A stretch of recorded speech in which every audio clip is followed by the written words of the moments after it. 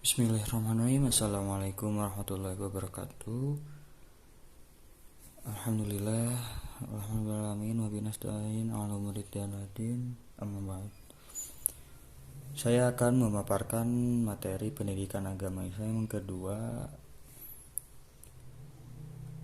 Nama saya Kurniawan Nitya Martin dengan NPM 101212337 kelas 7 C7 Manajemen STI STMI Bandung, dengan dosen Bapak Budi Jatmiko. Materi yang pertama itu hajatul insan illa rasul, kebutuhan manusia kepada rasul. Dan yang kedua adalah makanatul rasul, kedudukan rasul. Yang ketiga ta'arif rasul, pengertian rasul. Dan yang terakhir yang keempat adalah sifatul rasul, sifat-sifat rasul. Hajatul insan illa rasul, kebutuhan manusia kepada rasul. Yang pertama ada al-insan. Al-insan, manusia, adalah ciptaan Allah Subhanahu wa taala yang diberikan banyak kelebihan dan keutamaan dibandingkan dengan makhluk Allah lainnya.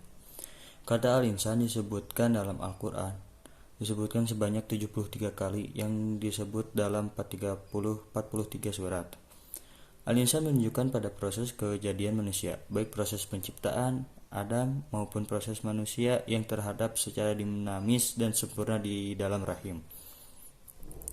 Kata al-insan mengandung dua dimensi, yaitu dimensi tubuh dengan berbagai unsurnya dan dimensi spiritual, ditiupkan rohnya kepada manusia. Yang kedua fitrah. Fitrah dimiliki oleh manusia semenjak ia lahir.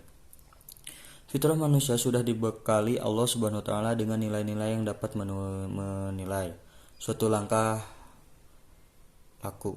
Beberapa fitrah manusia diantaranya adalah 1. Wujudul kholiq, mengabdi kepada Khalik atau pencipta. Yang kedua ibadatul Khalik, mengakui keberadaan Allah sebagai Khalik atau pencipta. Yang ketiga hayatul munadhamah, keinginan manusia untuk hidup teratur. Yang ketiga hidayatul rasul. Menurut Adam 1428 Hijriah, akhlak Rasul yang jujur, amanah, dan cerdas menjadikan Rasul patut untuk diikuti semua teladannya. Di antara ayat Al-Quran yang berbicara tentang akhlak Rasulullah SAW, Quran Surat At-Taubah ayat 128 sampai 129. Al-Mubarak Furi 2007, beliau adalah orang yang paling adil, bisa menahan diri, jujur perkataannya dan paling besar amanatnya. Maka sangat wajar jika Allah mengutusnya sebagai pembawa risalah.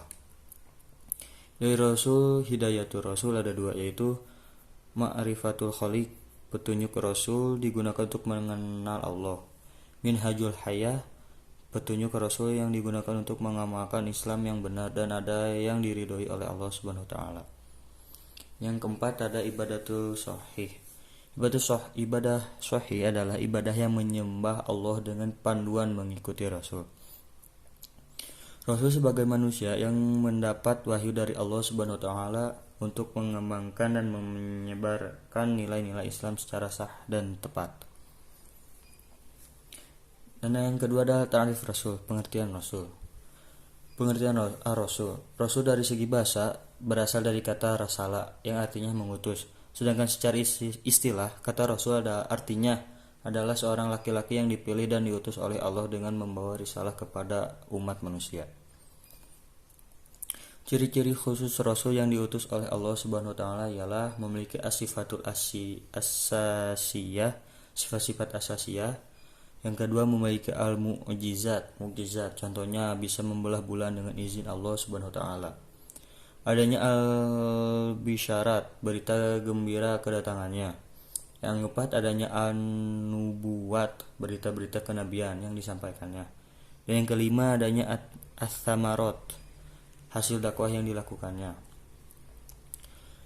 Yang ketiga ada makanatul rasul, kedudukan Rasul. Abid min ibadillah, hamba-hamba di antara hamba-hamba Allah. Hamba di antara hamba-hamba Allah. Yang membedakan Rasulullah SAW dengan manusia lain adalah Rasulullah SAW mendapatkan wahyu dari Allah Subhanahu wa taala. Yang pertama insan, manusia. 2 nasab keturunan. 3 jenis fisik. Yang 4 sirah nabawiyah, sejarah kenabiannya. As-sunnah. Maksud sunnah Nabi adalah segala sesuatu yang disebutkan dan diamalkan. Fikul ahkam, fikul hukum digunakan sebagai dalil juga memerlukan pandangan sunnah. Rasul minal mursalin, Rasul di antara rasul-rasul. Nabi Muhammad SAW sama seperti rasul lainnya yang memiliki mukjizat dari Allah dengan tegas tugas mulianya. Pertama, tabligh risalah, menyampaikan risalah. Abdul amanah, menunaikan amanah. Imanatul umat, pemimpin umat. Dakwah nabawiyah, dakwah kenabian.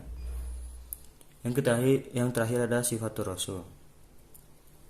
Sifat-sifat Rasul. Rasulullah SAW memiliki sifat-sifat kerasulan. Di antaranya adalah al-basyariyatul kamilah, kemanusiaan seutuhnya, al-ismah, terpelihara dari kesalahan dan dosa, as-sidqu, jujur, al-fatonah, cerdas, al-amanah, terpercaya, at-tabligh, menyampaikan risalah, al-iltizamul kamil, komitmen yang sempurna terhadap kebenaran. Sekian dari saya. Mohon maaf bila ada kesalahan dan kekurangan karena kebenaran hanya milik Allah dan kesalahan hanya milik setan dan kita selaku korbannya. Billahi taufiq wal hidayah. Assalamualaikum warahmatullahi wabarakatuh.